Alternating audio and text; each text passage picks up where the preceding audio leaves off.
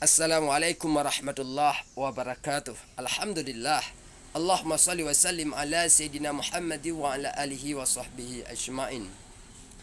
Raditu billahi rabba wa bil islami dina wa bi Muhammadin nabiyya wa rasula wa bil qur'ani imama wa bil ka'bati qiblata wal muslimuna wal mu'minuna kulluhum ikhwana.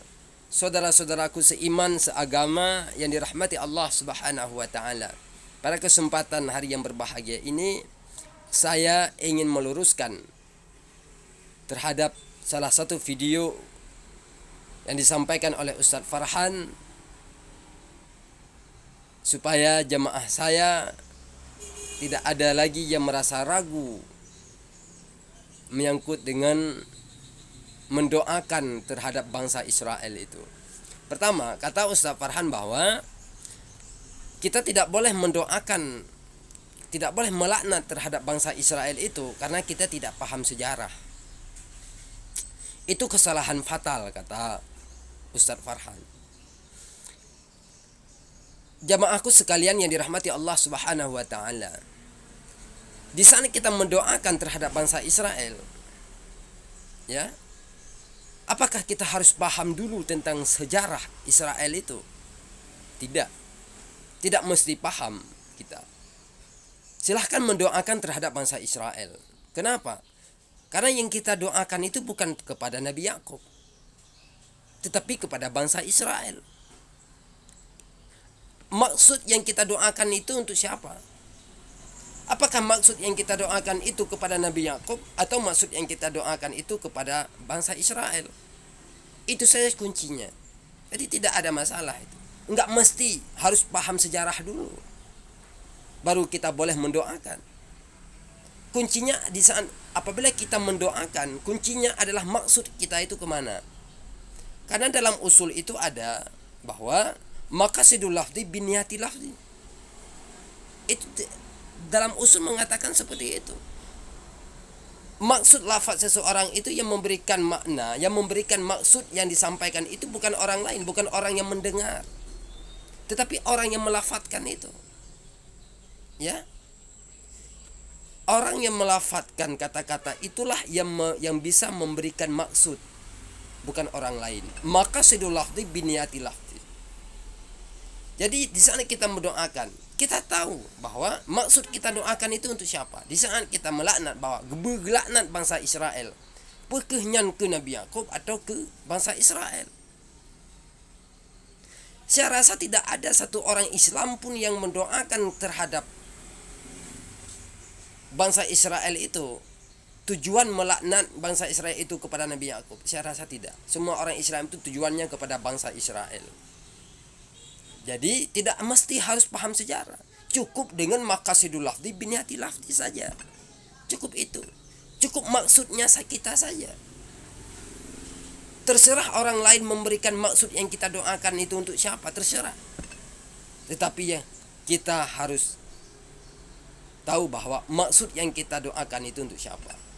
Dan saya yakin bahwa tidak ada satu orang Islam pun yang mendoakan tujuannya kepada Nabi Yakub. Kalau memang ada tujuannya kepada Nabi Yakub, itu sudah murtad. Ya, jadi kata beliau, kita enggak paham sejarah, sehingga kita asal-asal mendoakan saja, sehingga kita salah di sana kita mendoakan. Saya ingin meluruskan bahwa supaya jemaah saya tidak tergiur, supaya jemaah saya tidak lagi ragu di saat mendoakan, di saat melaknat kepada bangsa Israel itu. Benar bahwa nama Israel itu adalah nama lain daripada Nabi Yakub. Itu benar. Karena yang melatar belakangi mereka, orang Yahudi itu memberikan nama bangsanya dengan nama Israel, itu karena orang-orang Yahudi itu adalah cucu atau keturunannya Nabi Yakub. Sehingga mereka memberikan nama bangsanya dengan nama Nabi Yakub, yaitu Israel. Jadi di saat kita nama Nabi Yakub sudah diberi nama satu bangsa, apakah bangsa itu Nabi Yakub? Bukan, itu kan cuma sebatas namanya saja. Misalnya orang kampung kita ada namanya yaitu Muhammad. Tetapi si Muhammad orang kampung kita itu perbuatannya itu sangat keji. Sehingga orang-orang kampung mengatakan bahwa bro tahan akai si Muhammad.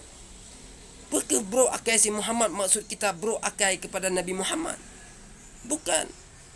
Nama orang kampung kita itu hanya diberi nama seperti nama Nabi Muhammad. Di sana kita mengatakan bahwa si Muhammad jahat. Apakah yang kita katakan jahat itu kepada Nabi Muhammad? Bukan. Tetapi kepada Muhammad orang kampung kita. Begitu juga bangsa Israel. Di sana kita melaknat terhadap bangsa Israel. Apakah tujuan kita kepada Nabi Yakub? Bukan, karena bangsa Israel itu adalah nama daripada Nabi Yakub.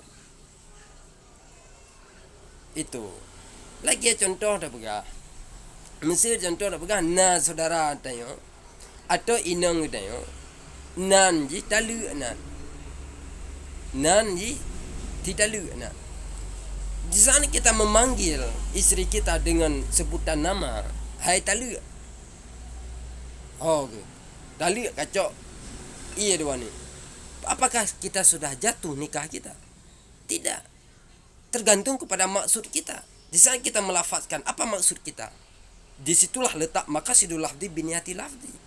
Jadi saudara-saudaraku sekalian seiman seagama, di sana kita mendoakan kepada Nabi. Di sana kita mendoakan kepada bangsa Israel itu tidak mesti paham sejarah. Ya. Dan apa yang disampaikan oleh Ustaz Farhan itu benar bahwa nama Israel itu adalah bagian daripada nama lain daripada Nabi Yakub. Itu benar. Kenapa? Karena berdasarkan literatur sejarah bahwa mereka memberikan nama bangsanya dilatar belakangi oleh sejarah keturunan-keturunan mereka. Sehingga mereka tidak ada nama bangsa, sehingga mereka memberikan nama bangsanya dengan nama kakek moyangnya, yaitu Nabi Yakub alaihissalam. Dan di kalangan mereka itu banyak lahir nabi-nabi yang lain seperti Nabi Yusuf, Nabi Daud, Nabi Zakaria, Nabi Yahya, Nabi Isa. Nah, jadi saudara-saudaraku sekalian, bahwa intinya bahwa boleh kita mendoakan terserah. Enggak ada. Kita tidak murtad kecuali maksud kita itu kepada Nabi Yakub. Dan itu enggak mungkin kita mendoakan kepada Nabi Yakub. Nauzubillah. Jadi hanya sekian yang dapat saya sampaikan. Mohon maaf atas segala kekurangan. Saya maksudnya bukan hanya untuk tujuan yang lain, hanya saya ingin meluruskan karena jamaah saya sempat mendengar penjelasan daripada Ustaz Farhan, sehingga jamaah saya merasa bimbang atau takut di saat jamaah saya pernah mendoakan. Jadi tidak ada masalah itu. Ya, tergantung kepada maksud kita itu kemana.